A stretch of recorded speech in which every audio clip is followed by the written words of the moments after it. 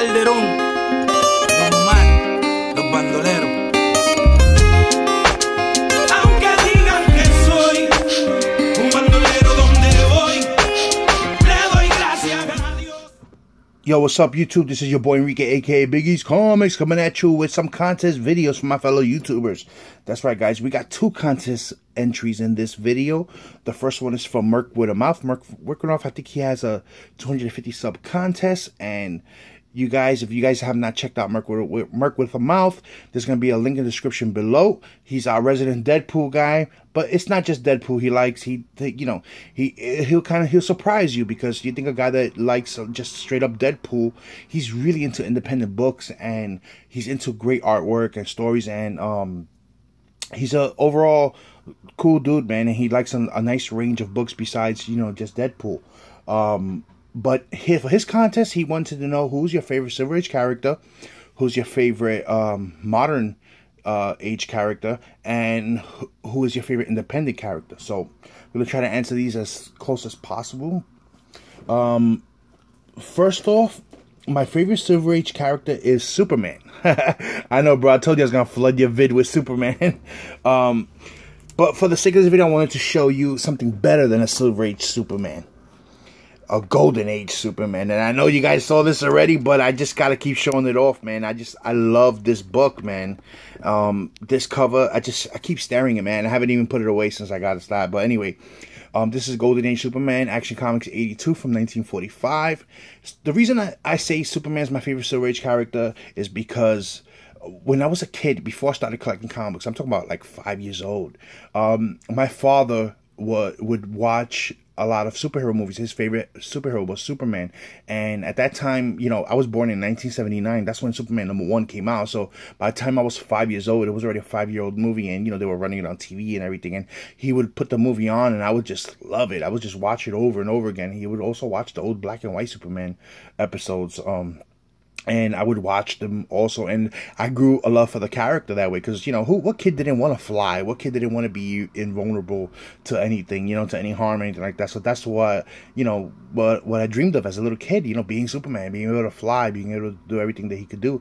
And that's how I gained a love for that character. And as I was growing up, I would watch the Superman Friends cartoons, because they would run reruns at that time of it, and they went to Superman Adventures, and then Justice League, and then Justice League Unlimited. And I just I always loved the character because of that. And when I started getting into comics, he was one of the characters I used to follow all the time.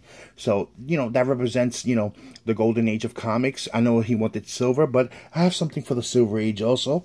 Now with this book, some people may consider it a Bronze Age, but books that have the 15-cent cover on it, I still consider them Silver Age, because they're done like Silver Age books still. To me, they turn into more Bronze Age books when they're 20 cents or more.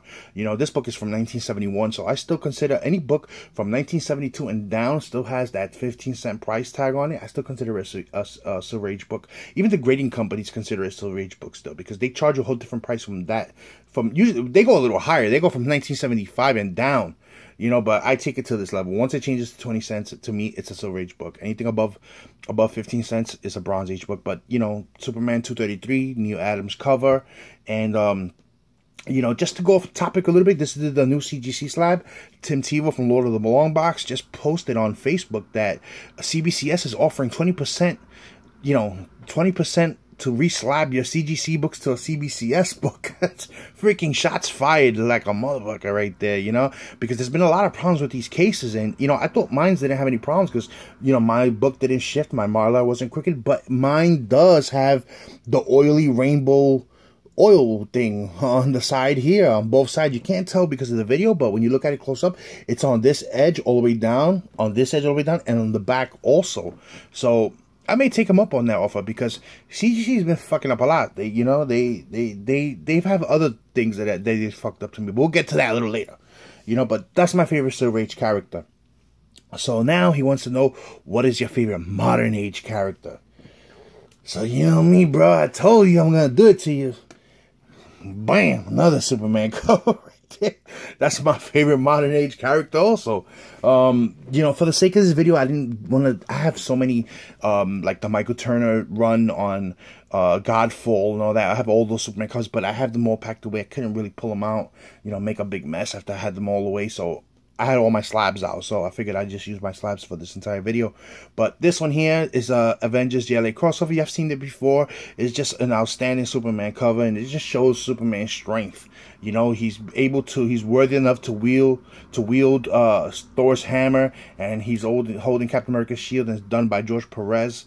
Awesome artist, and like I said, you know, he's one of my, he's not my favorite. I don't have a particularly one favorite modern character. I actually have two favorite characters that are my modern characters, and you guys probably know who it is also already. The second one, which is it's Batman, Superman and Batman. Both of them, you know, I cannot like one without liking the other. You know, that to me they're the world's finest. You know, that's how I look at them. You know, and you guys know what this is already, Batman the More 52, you know, but just to go off a little topic again, because this is a CGC slab, you know, they fucked this one up for me big time also. You see that them right there, that was them. They did that shit, because you could even ask Marky316. We was at the AppleCon together. This book was flawless. I wouldn't have bought this book. I had the choice of picking two books out that were equally the same, and I went over them and picked this one book because it was flawless.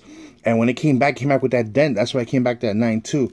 That was those fuckers that did that. But luckily, it's not color breaking. So if I ever wanted to crack it open and get it pressed and re-slabbed, I can do that. And maybe now with the whole shit that's going on with CGC, maybe I consider doing that. You never know, you know. I'm not a hater of CGC any means, but they are messing up like crazy. And if another company would have messed up like them, they would have been done for. You know, it's just the fact that there's so much money invested in CGC books. So that's the only reason that, you know, people keep overlooking all their fuck-ups, you know. So that's, anyway, back to the contest video. That's my favorite modern day character. But it's not just that version of Batman that's my favorite modern day character. It's this one. And you guys know this already. I've seen all my videos. Batman Beyond, one of my favorite modern day characters, my modern day version of Batman. You know, I grew up with this character. I love the cartoons. I try to collect all the #1 issues, you know, of the Batman Beyond, and all the, you know, little key books in you know, in Terry McGinnis, and now that Tim Drake is Batman Beyond, him also. I was also a Tim Drake fan because that was my Robin growing up, and those are just two characters that I love in the modern age. You know, Batman and Superman, has to be both of them. I can't show one without showing the other. All right. So the last thing he wanted to know, what was your favorite independent character? You know, I don't have a favorite independent character, but I have to be honest, my favorite independent book, it has to be The Walking Dead. I have to say that, because I literally have almost an entire run of Walking Dead, with the exception of like some of the early ones with the #1. So I do have like reprints, like for example this one right here. This one is Walking Dead 10th Anniversary Edition, #1, CGC 9.8. I also have this one here. Let me just tilt it up a little so you can see the grade, because I don't have two stands. I got one. Yeah, this is a Walking Dead #1, Wizard World Philadelphia 2013 exclusive, signed by Julian Tintino Tedesco, you know, in 9.8 CGC signature series. And well, Walking Dead is my favorite independent, and you know, well, I could say then Rick Grimes is my favorite independent character, but this is my favorite independent storyline. You know, it's the one that I collect faithfully. It's always on my pull list. It'll always be my pull list until it finishes, you know. So I have to say, I have to go with that. But I am open to other independent books, and also just to give credit to Merwith Amouth.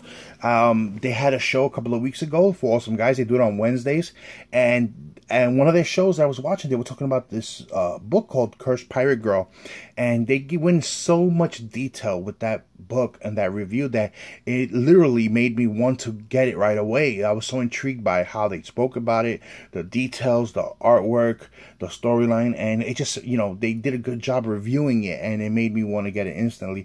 And that's what I did. I ordered for you, bro. I ordered it, volume 1, the trade paperback, and I gotta say, it's beautiful.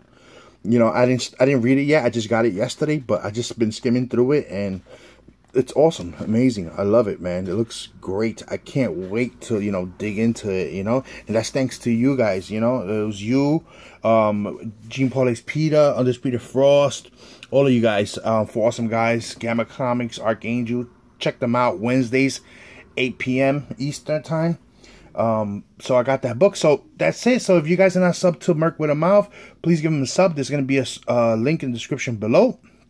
And now, the next part of this video is going to be for Tom Ryan. Tom Ryan has been on YouTube for a while now, but he hit 1,000 subs already.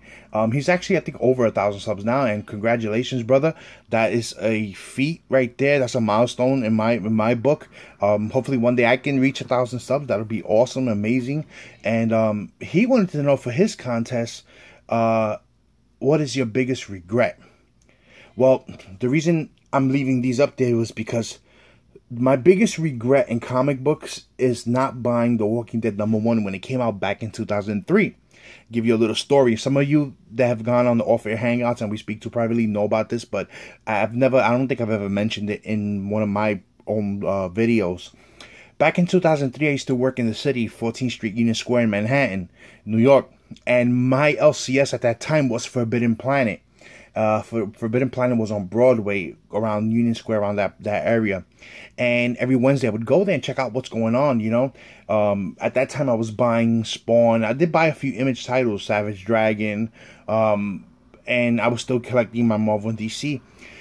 So every Wednesday I would check to see what the new racks were. And back in 2003, I forgot what month exactly it came out, but I remember the week that this came out, and I got there maybe 6 o'clock in the evening after I got out from work.